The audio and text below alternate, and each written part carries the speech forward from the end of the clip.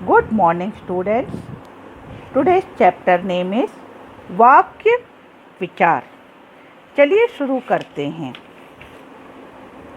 भाषा के बिना मनुष्य अपने भावों और विचारों को स्पष्ट नहीं कर सकता और वाक्य के बिना भाषा के स्वरूप की कल्पना नहीं की जा सकती। वाक्य भाषा का चरम अवयव है। सार्थक शब्द समूह से वाक्य का निर्माण होता है और वाक्यों के द्वारा ही हम अपने भावों और विचारों को अभिव्यक्त करते हैं। चलिए मैं कुछ उदाहरण आपको दिखा रही हूँ। आपस पिताजी दादाजी में कर रहे हैं और बातें। बच्चों, शब्द तो सार्थक हैं, लेकिन यह वाक्य नहीं बना। क्यों नहीं बना? क्योंकि यह व्याकरणिक रूप से सही क्रम में नहीं रखे गए हैं। तो वाक्यों के लिए एक और जरूरी तत्व है कि इसका सही क्रम में होना। तो इसका सही क्रम क्या है? पिताजी और दादाजी आपस में बातें कर रहे हैं। दूसरा उदाहरण देखिए। तैयार कर मनु माँ को है रही। इसका सही क्रम क्या होगा? माँ मनु को तैयार कर रही है। तीसरा उदाहरण क्या है? जा रहा रोहन स्कूल। इसका सही क्रम होगा रोहन स्कूल जा रहा है। तो बच्चों, इससे क्या समझ में आया? जब तक सार्थक शब्द सही क्रम में ना रखे जाएं, वाक्य नहीं बन सकता है। तो वाक्य के लिए दो तत्व आवश्यक हैं। एक तो शब्दों का सार्थक समूह और दूसरा उसका सही क्रम। चलिए इसके परिभाषा पर चलते हैं। वह शब्द समूह है जो किसी विचार को पूर्ण रूप से स्पष्ट कर दे, वाक्य कहलाता है। वाक्य के दो अंग होते हैं, उद्देश्य और विधेय। उद्देश्य वो होता है जिसके बारे में कुछ कहा गया। जैसे पहले शब्द में किसके बारे में बोला गया? पिताजी और दादाजी के बारे में बोला गया। तो ये दोनों क्या हो गए? उद्देश्य। यहाँ पर माँ क्या कर रही है? मनु को तैयार कर रही हैं। तो यहाँ पर उद्देश्य कौन हुए? माँ। कौन स्कूल जा रहा है? रोहन स्कूल जा रहा है। तो यहाँ उद्देश्य कौन हो गया? रोहन। तो अनमोल पतंग उड़ा रहा है। कौन पतंग उड़ा रहा है? अनमोल। तो अनमोल क्या है? कर्ता। तो उद्देश्य क्या हो गया? कर्ता शब्द ही उद्देश्य होता है। माधवी अभिनय कर रही है। कौन अभिनय कर रही है? माधवी। विधेय उद्देश्य के द्वारा किया गया कार्य विधेय कहलाता है। माने उद्देश्य क्या काम कर रहा है। जैसे पिताजी और दादाजी क्या कर रहे हैं? आपस में बातें कर रहे हैं। तो यहाँ विधेय क्या हो गया? आपस में बातें करना। दूसरे में माँ क्या कर रही हैं? मनु को तैयार कर रही हैं। तो यहाँ मनु को तैयार कर रही हैं पूरा विधेय हुआ। रोहन क्या है? उद्देश्य। तो रोहन कर क्या रहा है? स्कूल जा रहा है। तो स्कूल जा रहा है विधेय। इसी प्रकार अनमोल कर क्या रहा है? पतंग उड़ा रहा है। तो पतंग उड़ा रहा है, यह भी विधेय हुआ। पदक्रम क्या होता है? वाक्य में शब्दों और शब्दों के बीच कार्य और कारण संबंध का स्पष्ट विभाजन करने के लिए कुछ जोड़ना पड़ता है। नीचे दिए उदाहरण में पदक्रम को स्पष्ट किया गया है। जैसे राम रावण मारा। बेटा, इससे आपको जो है पूरा समझ में नहीं आ रहा। राम रावण मारा, इसके लिए हमें क्या करना पड़ेगा? इसके बीच हमें कारक शब्दों का प्रयोग करना पड़ेगा। तो हम क्या कहेंगे? राम ने रावण को मारा। तब जाकर यह पूरा हुआ ना। उसी प्रकार माँ मनु को, किसको? मनु को तैयार कर रही है। अगर हमने यहाँ लिख दिया होता माँ मनु तैयार, तो पूरा शब्द नहीं बनता। उसके लिए हमने क्या किया, को जोड़ा, कर रही है जोड़ा, जिसके कारण यह शब्द पूरा हुआ। तो पदक्रम क्या होता है, पदक्रम वो शब्द होते हैं जो शब्द को पूर्ण करने के लिए जोड़े जाते हैं। चलिए अब आगे चलते हैं। वाक्य का उद्देश्य एक, दो या दो से अधिक शब्दों का भी हो सकता है। जैसे अभी हमने पहले देखा था पिताजी और दादाजी, वहाँ पर दो उद्देश्य थे। और दूसरी जगह क्या था, रोहन, रोहन एक उद्देश्य था। तो उद्देश्य एक, दो या दो से अधिक हो सकते हैं, क्योंकि उससे उद्देश्य की विशेषता बताने वाले शब्दों का प्रयोग किया जा सकता है। इन उद्देश्य का विस्तार कहते हैं। इन्हें क्या कहते हैं, उद्देश्य का विस्तार। जैसे छोटा बालक मैदान में खेल रहा है। कौन खेल रहा है, बालक। बालक कैसा है, छोटा। तो यहाँ छोटा करके बालक की विशेषता बता दी, तो यह उद्देश्य का विस्तार हो गया। काली गाय पार्क में घूम रही है। क्या घूम रही है, काली गाय। तो उद्देश्य का विस्तार काली गाय हो गया।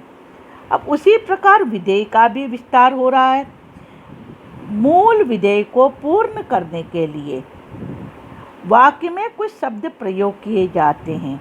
ये शब्द विधेय का विस्तार कहलाते हैं। चलिए कुछ वाक्य विग्रह करके समझाते हैं। हमारा भारत महान है। क्या महान है, हमारा भारत। तो हमारा करके इन्होंने क्या कर दिया, उद्देश्य का विस्तार कर दिया। और महान है करके विधेय का विस्तार नहीं हुआ, सामान्य हुआ है कि विधेय। तो यहाँ दिया देखिए, भारत, भारत क्या है, कर्ता। और इसका विस्तार किससे किया गया, मैंने इसको डिस्क्राइब किससे किया, हमारा करके। तो कर्म का विस्तार क्या हो गया, हमारा। और क्रिया क्या है। ये क्या विधेय में आ गया। क्रिया क्या है। और क्रिया का पूरक, किसके ऊपर क्रिया लगी है, महान के साथ लगी है। तो क्रिया का पूरक हो गया महान। दूसरा, प्रतापी राम ने अहंकारी रावण को युद्ध में पराजित किया। यहाँ कौन है, राम। राम क्या है, कर्ता। तो उद्देश्य है प्रतापी राम। राम का जो है इन्होंने डिस्क्राइब किया प्रताप से। तो राम ने, यह क्या हो गया आपका उद्देश्य। और कर्ता का विस्तार क्या हो गया, प्रतापी। और विधेय का विस्तार कैसे हो गया, पराजित किया क्रिया है। किसको, कर्म किसको किया, कर्म को। कर्म कौन है, रावण को। और कर्म का विस्तार, रावण कैसा था, अहंकारी। तो कर्म का विस्तार क्या हो गया, अहंकारी। और इसके आगे क्या हो गया, युद्ध में। कहाँ किया था, युद्ध में। तो इस प्रकार आपको जो है यह एक ब्लॉग बनाकर आप जब समझेंगे तो यह आपको अच्छे से समझ में आएगा। चलिए हम आगे बढ़ते हैं। वाक्य के भेद। वाक्य के मुख्य रूप से दो आधारों पर भेद किए गए हैं, रचना के आधार पर और अर्थ के आधार पर। वाक्य रचना के आधार पर, अर्थ के आधार पर। रचना के आधार पर वाक्य तीन प्रकार के होते हैं, सरल वाक्य, संयुक्त वाक्य, मिश्रित वाक्य। अर्थ के आधार पर वाक्य 8 प्रकार के होते हैं, विधानवाचक, निषेधवाचक, प्रश्नवाचक, आज्ञावाचक, विस्मयादिवाचक, संदेहवाचक, इच्छावाचक और संकेतवाचक। अब हम रचना के आधार पर वाक्य के भेद के बारे में पढ़ेंगे। रचना के आधार पर वाक्य के 3 भेद हैं, सरल वाक्य, संयुक्त वाक्य और मिश्र वाक्य। सरल वाक्य, जिस वाक्य में एक उद्देश्य और एक ही विधेय हो वह सरल वाक्य कहलाता है। जैसे अनीता गीत गाती है, विश्वनाथ आनंद शतरंज खेलता है। यहाँ पर एक ही उद्देश्य है अनीता और विश्वनाथ आनंद एक ही व्यक्ति के बारे में बोला गया है। और काम क्या करते हैं, वो शतरंज खेलता है। 2-3 काम नहीं बोला गया, एक ही काम बोला, शतरंज खेलती है। और यहाँ गीत गाती है, एक ही काम बोला गया है। उसी प्रकार अमित जूस पी रहा है। कौन जूस पी रहा है? अमित पी रहा है। अमित क्या कर रहा है? जूस पी रहा है। एक काम, एक क्रिया और एक व्यक्ति। निखिल पतंग उड़ा रहा है। कौन पतंग उड़ा रहा है? निखिल पतंग उड़ा रहा है। तो एक उद्देश्य और एक विधेय हो गया। अब हम बात करते हैं संयुक्त वाक्य। संयुक्त वाक्य 2 या 2 से अधिक साधारण वाक्य जब समुच्चय बोधक माने कंजक्शन से जुड़े हुए होते हैं तो वह संयुक्त वाक्य कहलाते हैं। समुच्चय बोधक में कौन कौन से बोधक? पर, किंतु, परंतु और, तथा, या आदि शब्दों के साथ जुड़े हुए होते हैं। ठीक है, वह आएगा या फिर उसका भाई। तो यहाँ पर 2 शब्दों को जोड़ा गया या लगाकर। उसी प्रकार मैंने तुम्हारी बहुत प्रतीक्षा की पर तुम नहीं आए। तुम नहीं आए एक वाक्य है, मैंने तुम्हारी प्रतीक्षा की एक वाक्य है। इन दोनों को जोड़ने के लिए पर शब्द का प्रयोग किया गया। रेलगाड़ी धीरे चल रही थी, एक वाक्य हो गया। मैं विलंब से पहुंचा, दूसरा वाक्य हो गया। इन दोनों को जोड़ने के लिए इसलिए शब्द का प्रयोग किया। जब किसी विषय पर पूरी तरह से विचार प्रकट करने के लिए कई साधारण वाक्यों को मिलाकर एक वाक्य की रचना की जाती है तब ऐसे वाक्य को मिश्रित वाक्य कहते हैं। अब इसमें मुख्य समझने वाली बात है कि एक वाक्य इसमें प्रधान होता है और अन्य वाक्य गौण होते हैं या उस पर आश्रित होते हैं। अर्थात पहला जो वाक्य तभी पूर्ण होगा जब पीछे के वाक्य उसके साथ जुड़ेंगे। जैसे मैं निश्चित रूप से कह सकता हूँ, क्या कह सकते हैं? कि वह आज नहीं आएगा। तो इस पर यह वाक्य आश्रित है तभी। किससे जुड़ा यह? कि से। जो परिश्रम करता है वह सफलता पाता है। तो कौन परिश्रम करता है? जो कोई भी परिश्रम करता है। यह परिश्रम करने से क्या होगा? जो परिश्रम करेगा वह सफलता पाएगा। माने यह वाक्य इस पर ही आश्रित है, तभी हुआ ना पूर्ण। अब क्या करते हैं? मालूम होता है। क्या मालूम होता है? कि आज वर्षा होगी। तो यह वाक्य जो है इस पर आश्रित है, तब जाकर यह पूर्ण हुआ। तो यह किन किन से जुड़ा है? पहला वाक्य में कि शब्द का प्रयोग किया गया, दूसरे में जो और वह, तीसरे में कि। एक और वाक्य में बताती हूँ, यदि वह सच बोलता तो उसे सजा नहीं मिलती। तो यहाँ यदि और तो से, अगर मैं देर से आऊँगा तो हो सकता है स्कूल बंद हो जाए। तो अगर और तो के साथ, तो यह क्या हो गया? आपका मिश्रित वाक्य हो गया। अब मिश्रित वाक्य और सरल वाक्य के लिए कुछ चीज़ों का ध्यान रखना जरूरी है। क्या? यह जो है एक से अधिक समुच्चयों द्वारा जुड़े हुए होते हैं। तो इनके प्रकार क्या हो गए? इनको हम बोलते हैं उपवाक्य। माने पीछे के वाक्य को हम क्या कहेंगे? उपवाक्य। तो उपवाक्य कैसे हो सकते हैं? एक उपवाक्य स्वतंत्र हो सकता है और एक उपवाक्य आश्रित होता है। स्वतंत्र उपवाक्य यहाँ पर है, देखो, मैं विलंब से पहुँचा, यह अपने में स्वतंत्र है, इसको तुम बिना इसके भी बोल सकते हो। ठीक है। दूसरा, राधा नाचती है। तीसरा, तुम नहीं आए। ऐसे जो शब्द हैं ये स्वतंत्र उपवाक्य हैं। ठीक है। इनको हम अलग से भी बोल सकते हैं और इनको हम ये भी बोल सकते हैं कि मैंने तुम्हारी प्रतीक्षा की किंतु तुम नहीं आए। तो यह क्या हो गया? स्वतंत्र उपवाक्य था। मैंने तुम्हारी प्रतीक्षा की एक उपवाक्य है, तुम नहीं आए। इस वाक्य का उपवाक्य तुम नहीं आए।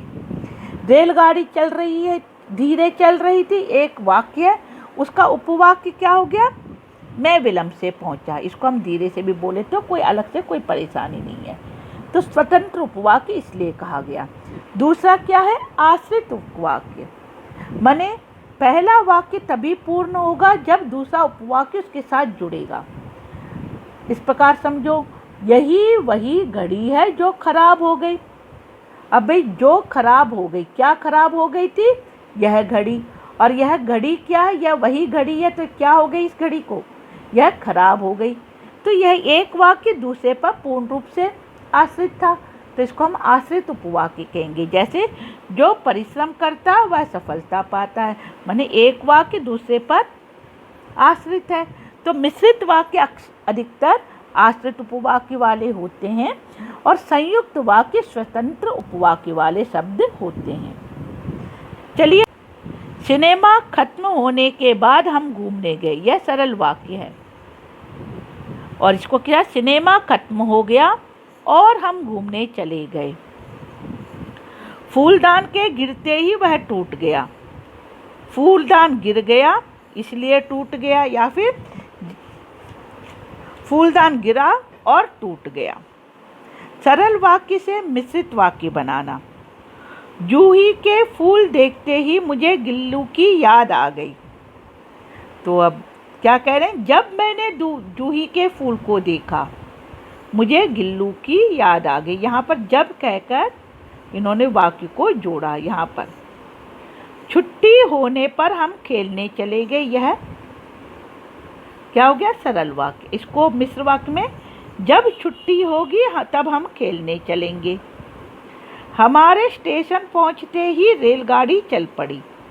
जैसे ही हम स्टेशन पहुंचे वैसे ही रेलगाड़ी चल पड़ी। संयुक्त वाक्य से मिश्रित वाक्य बनाना। मैंने बटन दबाया और पंखा चलने लगा। जैसे ही मैंने बटन दबाया वैसे ही पंखा चलने लगा। बस के ब्रेक फेल हो गए और वह टकरा गई। जब बस के ब्रेक फेल हो गए तो वह टकरा गई। पिताजी आ गए और हमने खाना खाया। जब पिताजी आ गए तब हमने खाना खाया। अर्थ के आधार पर वाक्य के 8 भेद हैं। पहला, विधानवाचक। जिस वाक्य द्वारा किसी घटना के होने अथवा कार्य करने का बोध हो वह विधानवाचक कहलाता है। माने कोई कार्य घटित हो रहा है या कार्य हो चुका है जो उसमें कोई चेंज नहीं हो सकता है, तो उसको हम विधान वाक्य कहेंगे। जैसे भारतीय टीम ने ऑस्ट्रेलिया की टीम को हराया। महाभारत के युद्ध में कौरवों की पराजय हुई। ठीक है। सोनल नाच रही है। अगला चले, निषेधवाचक। निषेधवाचक में जिस वाक्य में क्रिया के ना करने का बोध हो। पहले वाले में होने का बोध था, इसमें ना होने का बोध हो तो वह निषेधवाचक वाक्य कहलाता है। जैसे रावण ने राम को नहीं हराया, तो यहाँ नहीं शब्द का प्रयोग किया हमने। राहुल विद्यालय नहीं गया। डॉक्टर राजेंद्र प्रसाद भारत के प्रधानमंत्री नहीं थे, वो क्या थे? राष्ट्रपति थे। तो निषेधवाचक में नहीं, ना का प्रयोग होता है। प्रश्नवाचक। जिस वाक्य के द्वारा हमें प्रश्न पूछा जाता है वह प्रश्नवाचक कहलाता है। क्या तुम प्रतिदिन व्यायाम करते हो? क्या तुमने अपना गृह कार्य कर लिया? क्या वह बारिश में स्कूल गया? अगला हो गया आज्ञावाचक। जिस वाक्य से आज्ञा, आदेश, अनुमति या अनुरोध का बोध हो, अनुरोध माने रिक्वेस्ट का बोध हो, वह आज्ञावाचक कहलाता है। अमिता तुम अपना काम करो। राजन धूप में बाहर मत जाओ। पौधों में पानी डालो, रिक्वेस्ट हो गया। श्याम बाहर मत जाओ, रिक्वेस्ट हो गया। आज्ञा भी और रिक्वेस्ट कुछ भी हो वह जो है आज्ञावाचक में आता है। विस्मयादिवाचक। जिस वाक्य से हर्ष, क्रोध, आश्चर्य, घृणा आदि भाव प्रकट होते हैं विस्मयादि बोधक कहलाते हैं। अरे तुम अभी तक यहीं बैठे हो? वाह क्या सुंदर दृश्य है। वाह तुमने तो कमाल कर दिया। छी कितनी गंदी बात उसने कही। अगला, संदेहवाचक, जिस वाक्य के द्वारा संदेह की भावना स्पष्ट हो, माने ऐसा हो सकता है, ऐसी भावना स्पष्ट हो, तो वह संदेहवाचक कहलाता है। जैसे शायद पिताजी वापस आ जाएं, शायद वह आ जाएगी, शायद आज बारिश हो, तो यह शब्द संदेहवाचक में हुआ। इच्छावाचक, जिस वाक्य के द्वारा इच्छा, आशा, शुभ कामना अथवा आशीष प्रकट हो, वह इच्छावाचक में आता है। जैसे भगवान करे तुम सफल हो, अब तो भोजन मिलना चाहिए। संकेतवाचक, जिस वाक्य के द्वारा अपेक्षा या संकेत प्रकट हो, माने किसी कौन कर रहा है, कैसे कर रहा है, इस चीज़ का हमें प्रकट हो, तो वह संकेतवाचक कहलाता है। जैसे यदि तुम परिश्रम करते तो अवश्य सफल होते, संदीप अच्छे अंक से उत्तीर्ण होते तो मुझे प्रसन्नता होती। बच्चों, इसी के साथ यह पाठ समाप्त होता है। धन्यवाद।